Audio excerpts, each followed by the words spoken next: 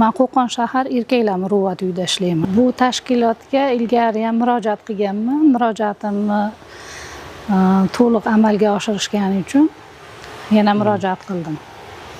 Men bunda ilgari Qo'qon shahriga murojaat qilganman. Keyin o'sha rayonda soliq nimasiga kirib, davlat xizmatlariga kirib so'raganda, ular o'zimiz rayonda ham borligini aytishdi, Uchko'prik tumanida. Keyin men ularga murojaat qildim. Kontrakt to'lovlarini men oyligimdan o'zimni telefonim orqali unga paymedan tashlab berardim sim kartasiga. U o'sha karta orqali to'lov qilgan. Biz bilmaganmiz uni. Men o'zim to'lov qilsam, keyin to'liq 12% soliqdan qaytarilishini. Boshdan soliqdan keyin yo'q, siz o'zingiz to'lashingiz kerak edi. Qaytarilmaydi bu deyishdi. Keyin men shu tashkilotga murojaat qildim.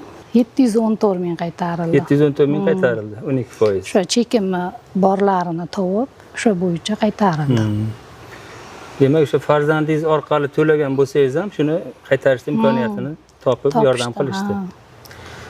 Tashkilot kerak, chunki aholi ko'pchilik bu tashkilot borligi haqida umuman bilmaydi ham, tushunchaga ham ega emas.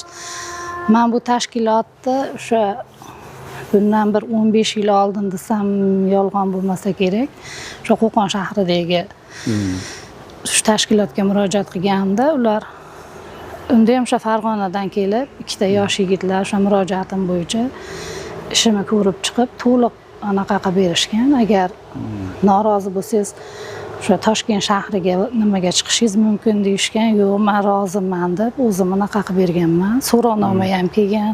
Sog' bo'linglar, ishlaringga omad.